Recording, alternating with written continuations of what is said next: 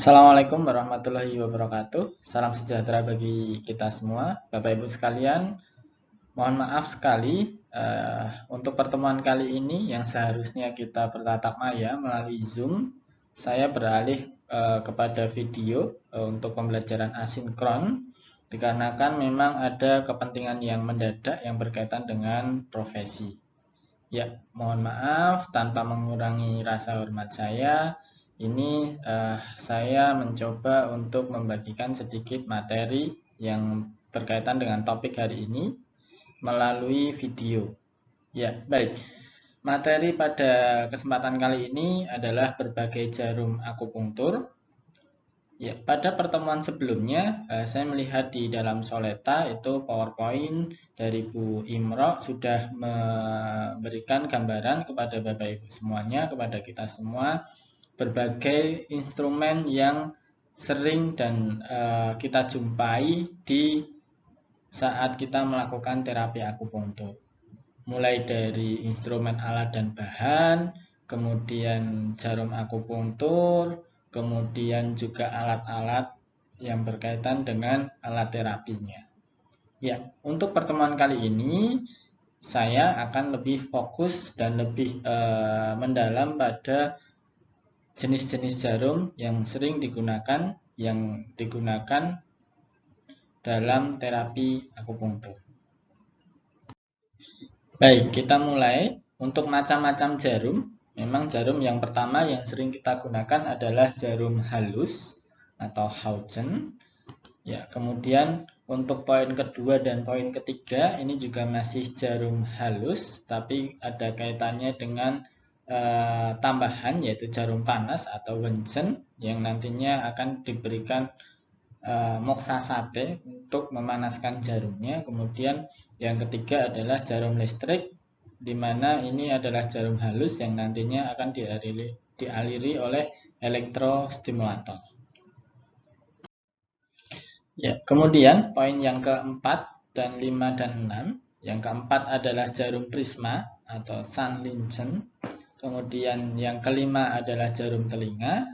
Kemudian yang keenam adalah jarum kulit atau plum blossom atau seven star needle. Ya, kita akan mulai bahas satu persatu mulai dari jarum halus. Baik, kita mulai yang pertama adalah jarum halus atau Haugen. Sering dikenal dengan nama lain adalah filiform needle atau jarum filiform atau jarum halus. Adalah jarum yang paling umum digunakan seorang akupunktur terapis di praktek klinik. Nah, jarum halus ini terbuat dari bahan logam berupa stainless steel. Hal tersebut itu dipilih karena memang bahan dari stainless steel ini bahan yang murah, kemudian tidak mudah berkarat, kemudian jarumnya itu bisa lurus dan halus, serta jarumnya kuat dan ulet. Nah, selain itu, jarum yang terbuat dari stainless steel itu tahan terhadap suhu tinggi dan juga bahan kimia yang sering digunakan dalam pengobatan. Nah, ada sebetulnya selain jarum halus itu, selain berbahan stainless steel, itu ada juga yang berbahan dari emas dan perak. Nah, jarum yang berjenis emas dan perak itu saat ini jarang dijumpai di toko-toko alat kesehatan, memang karena jarum ini mahal. Selain mahal, juga diameternya itu biasanya lebih tebal dari bahan stainless steel. Sebetulnya, jarum yang terbuat dari emas dan perak itu memiliki keunggulan tertentu, yaitu keunggulannya yang pertama adalah jarum emas dan perak itu merupakan jarum yang konduktivitasnya baik terhadap listrik maupun panas. Artinya adalah penghantar panas dan listrik yang baik. Baik, kita lanjutkan pada struktur jarum halus. Baik, struktur jarum halus itu yang pertama dimulai dari yang paling atas, ini adalah ekornya. Kemudian ini yang berbentuk melingkar ini adalah handle-nya atau pegangannya. Kemudian ini adalah akarnya, di mana akar ini penghubung antara handle dan juga badan jarum. Ini badan jarumnya. Kemudian yang paling ujung adalah ini ujung jarum. Nah, di dalam kita melakukan terapi akupunktur, biasanya badan jarum ini tidak boleh dipegang menggunakan tangan biasa. Artinya harus ada alat bantu kalau mau menusukkan dengan memegang badan jarum ini. Nah, untuk memegang jarumnya itu di mana? Ya di handle ini saja, ya. Jadi sebatas di handle ini. Karena apa? Karena ini merupakan prinsip sterilisasi yang sudah kita sepakati bersama. Nah, untuk bahan jarumnya, seperti pada slide yang sebelumnya, memang bahan jarum halus ini rata-rata adalah logam stainless steel. Kan tetapi ada juga yang berbahan emas dan juga perak. Nah, fungsinya apa? Nah, fungsi dari emas yang berbahan emas itu adalah untuk tonifikasi, sedangkan yang perak itu untuk sedasi. Baik, yang selanjutnya kita akan masuk pada ukuran jarum. Nah, ukuran jarum itu ditentukan dari ukuran panjang dan ukuran diameter. Nah, ukuran panjang itu biasanya satuannya adalah inch atau cun. Ya, kalau kita mengenalnya ini adalah cun. Mulai dari 0,5 cun, 1 cun, 1,5 cun, 2 cun, sampai 4,5 cun. Nah, kemudian ukuran yang kedua adalah diameter. Diameter itu nomornya itu biasanya satuannya adalah gauge atau satuan ukuran. Ya, ini berasal dari bahasa Inggris ya. Di mana nomor yang kecil itu berarti ukurannya akan besar.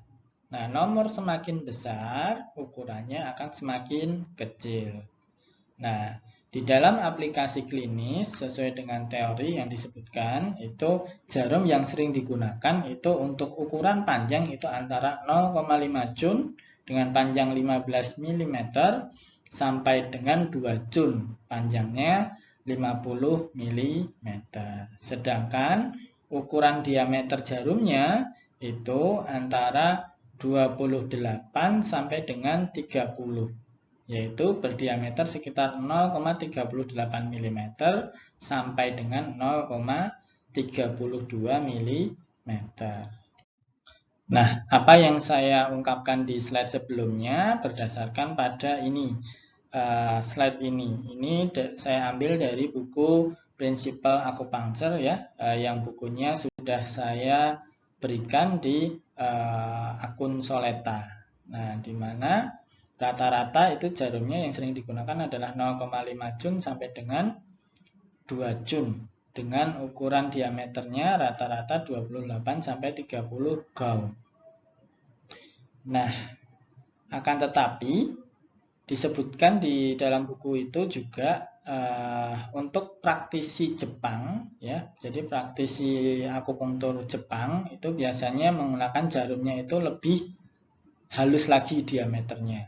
Halus lagi antara 34 sampai 36 gauge. Ya, jadi memang ada beberapa ukuran jarum itu yang sangat lembut ya. Artinya sangat lembut berarti diameternya memang lebih kecil begitu. Nah, untuk jarum-jarum yang sering kita jumpai di Indonesia itu juga memang rata-rata ukuran diameternya itu sudah cukup kecil ya, lembut ya, tidak seperti yang diungkapkan di sini ya. Kalau di sini itu antara 0,30 sampai 0,33 mm. Kalau di tempat kita yang sering kita jumpai itu rata-rata kalau jarum 1 cun itu ya ukurannya 0,25 ya. Kalau jarum setengah cun biasanya rata-rata 0,20. Ya, begitu. Ya, ini berbagai merek jarum yang beredar di Indonesia ya. Bapak Ibu bisa temukan jarum-jarum ini di toko-toko alat kesehatan ataupun di e-commerce ya, baik Shopee, Lazada, dan lain sebagainya ya. Ya, jarumnya ada berbagai macam merek ya. Ini yang dua ini mereknya apa saya kurang paham, tapi yang jelas kalau yang ini itu jarumnya sudah disertai dengan alat bantu untuk menusuknya atau tube, ya, tube yang terbuat dari kayak macam sedotan aqua begitu ya, sedotan air mineral gitu ya.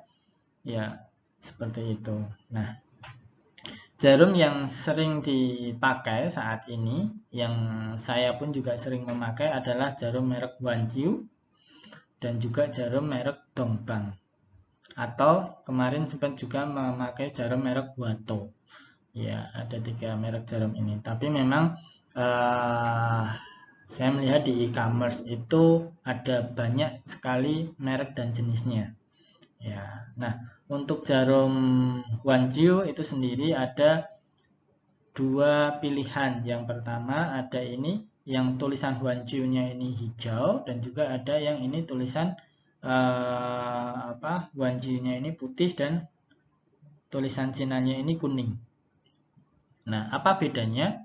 Saya kurang begitu memahami bedanya secara teori, akan tetapi kalau secara praktik yang sudah saya rasakan itu, jarum yang hijau ini rasanya itu lebih lembut, kalau di dalam menusuk itu tidak terlalu keset gitu. Kalau yang jarum Wanjiu yang kuning ini, kalau saat ditusukkan itu rasanya lebih runcing dan saat jarum masuk di dalam otot begitu rasanya itu lebih keset begitu. Itu hanya pengalaman saya memakainya, tapi secara teori sih saya kurang begitu memahami. Nah, kemudian untuk jarum Dongbang ini juga ada 2 versi ya. Ini Dongbang yang buatan Korea, ini Dongbang yang manufakturnya dari Cina. Nah, lalu bagaimana untuk menentukan jarum itu baik ya? Ada beberapa indikator yang bisa kita pakai untuk menentukan bahwa jarum ini baik atau tidak ya. Yang pertama adalah dari ujung jarum. Nah, ujung jarum itu sebaiknya itu ujungnya tidak boleh runcing atau tajam ya. Berbentuk seperti prisma terpancung ya, tidak boleh ya. Kemudian selain tidak boleh tajam, itu juga tidak boleh berkarat. Nah, tidak boleh berkarat. Lalu bagaimana memeriksa agar ini kita tahu apakah berkarat atau tidak ya? Kita bisa ngecek sebetulnya dari tanggal expired jarum ya. Kenapa jarum itu dibuat ada tanggal expirednya? Karena itu berkaitan dengan sterilisasinya ya, sterilisasinya. Ketika jarum itu digunakan sebelum pada masa expirednya, dari perusahaan biasanya sudah menjamin kualitas dan sterilisasi jarumnya itu sudah sesuai dengan standar begitu. Nah, kemudian yang kedua caranya adalah dengan memakai kapas. Ya, memakai kapas. Bisa menggunakan kapas kecantikan yang biasanya ibu-ibu pakai itu ya. Itu kemudian nah, kapas itu caranya adalah dipegang dan diusapkan ke badan jarumnya. Ya, diusapkan ke badan jarumnya. Nah, bila berkarat itu akan terdapat serabut kapas yang tertinggal di ujung jarum. Artinya jarum yang memenuhi kualitas yang baik itu biasanya dia betul-betul mulus halus begitu ya. Tapi ketika dipakaikan kapas kemudian diusapkan, nah kok ada kapas yang menyisa di di badan jarum, kemungkinan besar di situ sudah ada sedikit berkarat ya, sehingga dia membuat badan jarum tidak halus lagi. Begitu. Nah, ini gambar apa Bapak Ibu sekalian? Ini adalah gambar ujung jarum yang dibesarkan melalui atau dilihat melalui mikroskop, dibesarkan sebesar 60 kali ya. Nah, bisa dilihat Bapak Ibu sekalian bahwa ujungnya itu tidak betul-betul runcing tapi agak sedikit membulat. Artinya adalah agak tumpul begitu, agak tumpul. Kenapa dibuat seperti itu? Sesuai dengan teori bahwa kalau menusukkan pakai jarum itu ketika jarumnya itu tumpul itu lebih tidak sakit dibandingkan jarumnya runcing. Kalau runcing itu Kalau kata praktisi senior itu biasanya lebih sakit.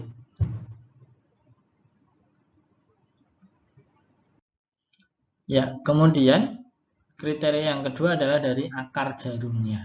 Nah, akar jarum seperti yang Bapak Ibu bisa lihat tadi di dalam anatomi jarum, akar jarum itu lokasinya adalah di antara pegangan jarum dan badan jarum. Nah, di situ jarum yang baik itu di akar jarumnya tidak boleh longgar terhadap gagangnya. Nah, sehingga bila pegangan diputar akarnya atau badan jarum bisa langsung ikut berputar. Nah, biasanya kalau kita mau memberikan manipulasi kepada jarum yang sudah ditusukkan pada pasien itu salah satunya adalah dengan diputar, ya, diputar. Nah, jarum yang bagus itu akar jarumnya itu tidak boleh renggang sehingga kalau diputar itu bisa langsung ikut memutar. Oke. Kemudian gagang jarum. Gagang jarum itu tidak boleh longgar terhadap akar jarum, juga tidak boleh terlalu pendek agar mudah dimanipulasi. Nah, kemudian yang terakhir ekor jarum. Ekor jarum itu harus utuh agar mudah bila akan digunakan sebagai jarum panas. Nah, lalu, apakah jarum-jarum yang beredar di pasaran saat ini itu sudah memenuhi kriteria ini? Ya, kalau sesuai dengan teorinya, ya, sebuah pabrikan atau manufaktur itu tentunya dia di dalam mengeluarkan suatu produk, tentunya sudah sesuai dengan kaidah-kaidahnya atau sesuai dengan prinsip-prinsip yang harus dipatuhi begitu, sehingga rata-rata untuk ukuran gagang jarum, ekor jarum itu rata-rata sudah sesuai dengan standarnya. Untuk saat ini memang jarum-jarum yang beredar sudah cukup baik. Ya, kemudian badan jarum. Nah, badan jarum harus lurus atau datar, tidak boleh bengkok. Ya, dapat diperiksa dengan meletakkannya di permukaan yang rata. Jika bengkok akan terlihat melengkung. Nah, badan jarum itu juga harus mulus, licin, kuat, elastis, dan tidak boleh berbintik-bintik karena menunjukkan adanya karat. Atau berlekuk-lekuk yang berarti tidak licin. Bila jarum demikian masih dipakai, besar kemungkinannya akan mengalami insiden, entah itu bisa patah ataupun bisa membuat pasiennya merasa kesakitan. Yang kedua adalah jarum panas atau wensen, ya, di mana jarum panas itu merupakan jarum halus atau hautzen. Setelah ditusukkan, ekornya dipanaskan dengan moksa, ya, bisa dipanaskan dengan moksa sate, ya, biasanya ini moksa sate. Nah, ini moksa sate yang diaplikasikan di tempat praktek. Ini kebetulan fotonya diambil dari tempat praktek saya, ya. Biasanya kalau kami melakukan moksa sate itu di bawahnya diberikan alas agar abu dari bekas moksa satenya itu tidak ke kulit pasien sehingga membuat pasien merasa kurang nyaman. Ya, kemudian yang ketiga adalah jarum listrik, di mana jarum listrik ini merupakan jarum halus yang setelah ditusukkan, ekornya dihubungkan dengan penjepit yang beraliran listrik atau menggunakan elektrostimulator. Nah, teknik ini untuk penggunaan elektrostimulator itu memang cukup efektif untuk kasus-kasus nyeri dan juga untuk anestesi, analgesia. Ya, ini adalah contoh penggunaan jarum listrik, ya, penggunaan jarum listrik. Poin yang keempat adalah jarum prisma. Ya, jarum prisma itu merupakan jarum yang terbuat dari bahan stainless steel juga. Panjangnya itu sekitar 6 cm. Pegangannya tebal dan berbentuk bulat. Badannya berbentuk segitiga dengan ujung jarum runcing dan tajam. Nah, jarum prisma ini digunakan untuk mengeluarkan darah atau cairan serus. Nah, jarum prisma itu merupakan alat utama yang digunakan untuk terapi pengeluaran darah pada zaman dulu, ya, atau bloodletting. Begitu. Saat ini memang sebagian besar terapis akupunktur sudah jarang menggunakan jarum prisma dan beralih menggunakan alat lain, termasuk biasanya ya teman-teman kami lulusan dari Poltekkes Solo itu rata-rata memang sudah tidak menggunakan jarum prisma, karena memang jarum prisma itu yang pertama kita mencarinya itu susah, karena di toko-toko alat kesehatan itu biasanya tidak ready stock. Kemudian yang kedua memang ujungnya itu tidak seruncing kalau menggunakan jarum yang lain. Nah, jarum yang lain itu apa? Nanti akan dijelaskan di slide berikutnya. Nah, kalau mau itu biasanya tetap menggunakan jarum prisma, tapi ujungnya itu diasah kembali. Tapi karena itu cukup merepotkan kalau kami di klinik begitu, sehingga jarum prisma itu kita ganti menggunakan alternatif jarum yang lain. Nah, jarum yang lain itu apa saja? Ada di slide berikutnya. Ya, ini dia jarum yang lain itu biasanya kalau kami di lapangan itu menggunakan jarum lancet ya, jarum lancet. Nah, jarum lancet atau juga jarum lancet dengan alatnya. Ya, ini alat untuk untuk membantu kita saat mengeluarkan darah. Atau yang terakhir bisa menggunakan jarum suntik. Begitu. Nah, kalau jarum suntik ini biasanya di dalam melakukan bloodletting itu tidak digunakan pada titik-titik di ekstremitas, di ujung-ujung ekstremitas ya, tapi lebih pada biasanya ini digunakan pada di sekitar vena-vena besar ya, untuk mengeluarkan darah. Contohnya seperti ini. Ya, contohnya seperti ini. Ini biasanya di titik-titik Wei Chong begitu, atau di titik titik-titik tertentu ya, ada banyak sekali.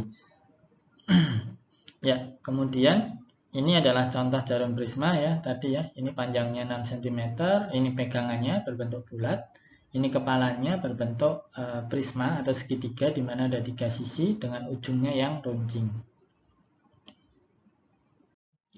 Yang kelima adalah jarum telinga. Nah, jarum telinga itu di dalam melakukan terapi akupunktur pada area telinga biasanya itu menggunakan ada 3 jenis jarum. Justru tidak hanya 3 tapi 4. Yang pertama bisa menggunakan jarum halus, yang kedua bisa menggunakan jarum tambek, yang ketiga itu bisa menggunakan jarum intradermal, kemudian yang keempat itu menggunakan jarum prisma ya, jarum bloodletting. Nah, kan tetapi yang akan kami paparkan di sini hanya 2 jarum ini, yaitu jarum tambek atau paku payung dan juga jarum intradermal. Atau jarum intradermal itu adalah dengan cara penempelan biji ya, biji pada telinga. Nah, bijinya ini apa saja? Bijinya biasanya biji Vakaria, biji kol, biji millet, dan lain sebagainya. Ada beberapa macam biji yang bisa digunakan untuk stimulasi pada akupunktur telinga. Nah, kenapa biji-biji ini yang diambil, yang dipilih itu karena memang biasanya biji ini itu kecil. Ya, kecil sekali bijinya, kemudian dia halus. Yang ketiga adalah dia kuat, jadi tidak mudah pecah begitu. Sehingga ketika itu ditempelkan ke area-area tertentu di daerah telinga itu tidak membuat luka, iritasi begitu ya, karena halus begitu dan juga kuat, kecil gitu, berarti bisa menyasar pada area-area tertentu. Nah, di sini kami jelaskan sedikit teknik pemakaiannya, yaitu jika menggunakan melekatkan benih atau jarum intradermal tadi ya, menggunakan biji-bijian tadi. Teknik ini bisa dilakukan dengan cara benih ditanamkan pada area-area tertentu dan kemudian direkatkan dengan plaster. Nah, kemudian pasien dianjurkan untuk memanipulasi area tersebut selama 1 menit 3-5 kali dalam sehari.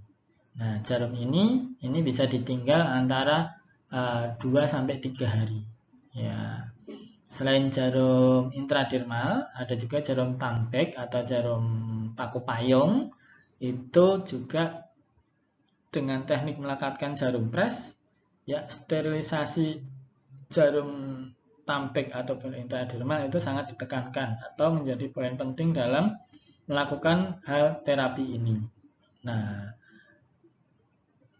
area telinga yang akan ditanami itu harus disterilkan dulu, karena ketika tidak nanti terutama ya saat melakukan jarum pres ini, kalau tidak prinsip sterilisasi itu tidak diterapkan dengan baik, itu bisa membuat perlukaan juga pada area telinga. Kalau area telinga sudah terluka, itu biasanya bisa sampai membuat telinga itu tidak berbentuk seperti bentuk semula kalau sampai terkena infeksi, ya. Ya, ini adalah contoh jarum yang paku payung, sedangkan ini contoh jarum yang intradermal menggunakan biji Vaccaria, ya. Vaccaria atau apa, mohon maaf nanti kalau saya salah sebut tolong dibetulkan, ya. Dan ini contoh pemakaiannya, ya. Bapak Ibu pasti sudah sering menggunakan ini, ya. Baik. Yang keenam atau yang terakhir adalah jarum kulit atau plum blossom atau seven star needle, ya. Berbentuk seperti buah teratai bertangkai, ya. Kenapa seperti buah teratai bertangkai? Ini adalah contoh dari jarum plum blossom, begitu ya. Ini amatannya ada 7 jarum, ya.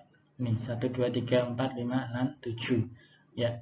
Bentuk ini mirip seperti ini adalah buah teratai yang hitam-hitamnya, kemudian ini masih ada tangkainya. Nah, kenapa disebut seperti buah teratai bertangkai? Ya. Nah, cara penggunaannya itu di sini sedikit kami sebutkan untuk cara penggunaannya itu.